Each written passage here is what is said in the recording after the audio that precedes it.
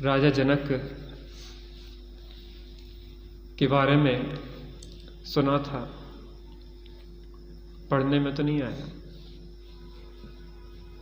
कि एक बार राजा जनक ने एक स्वप्न देखा। स्वप्न में देखते हैं कि उनका किसी राजा से घोर युद्ध हुआ। क्या हुआ? युद्ध हुआ, और युद्ध में वह पराजित हो गए और बचने के लिए जंगल जंगल भागते रहे। कई दिन व्यतीत हो गए, लेकिन भोजन नहीं मिला। भूखे प्यासे भटकते रहे। बहुत तीव्र भूख लग रही थी। एक कहीं पे किसी मंदिर आदि में भंडारा चल रहा था, भोजन आदि चल रहा था।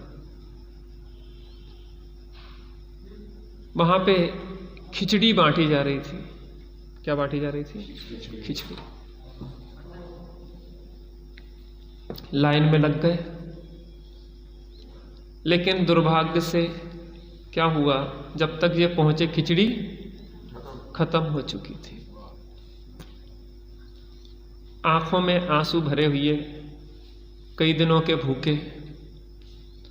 खिचड़ी जो बांट रहा था उससे निवेदन किया कि भाई तुम एक काम करो, जो खिचड़ी नीचे खुरचन है चिपकी हुई है, वही दे दो खींच के। तुम थोड़ी खरोच के वही दे दो। कई दिनों का भूखा प्यासा हूं, थोड़ा सा खा के जान तो बचेगी कम से कम। उसने भी सोचा कि बेचारा भूखा है व्यक्ति, इसको क्या करो, थोड़ी खिचड़ी की खुरचन निकाल के उसने खरोंच के एक पत्तल के पत्ते के ऊपर कोई भी उसको दे दी। जनक ने सोचा चलो एक काम करते हैं कि वृक्ष के नीचे छाया में बैठ के खाते हैं। और लेके जा ही रहे थे कि उतने में एक चील आई और उसने वो पत्तल छुड़ा के लेके उड़ गई। अचानक इनकी नींद भी खुल गई। बेचैन, पसीना पसीना। पहले तो कई बार क्या होता है, स्वप्न में देखते देखते हमें ऐसा लगने लगता है कि हम जब जग भी जाते हैं तो स्वप्न में ही जीते रहते हैं।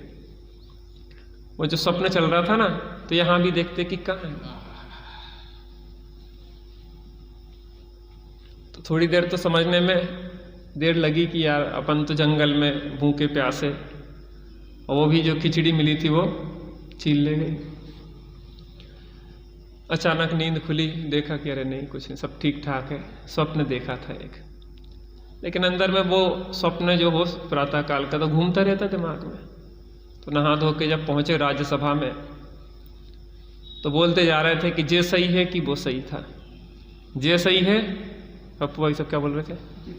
जे सही है कि वो सही था, जे सही है कि वो सही था। ऐसे बोलते बोलते राज्यसभा में पहुंचे तो दरबारियों को समझ में नहीं आया कि आखिर महाराज को आज क्या हो गया है। लेकिन एक वरिष्ठ प्रबुद्ध दरबारी था, तो उसने कहा कि महाराज ना ये सही है ना वो सही था।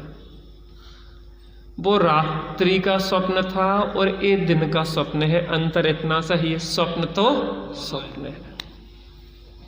देखो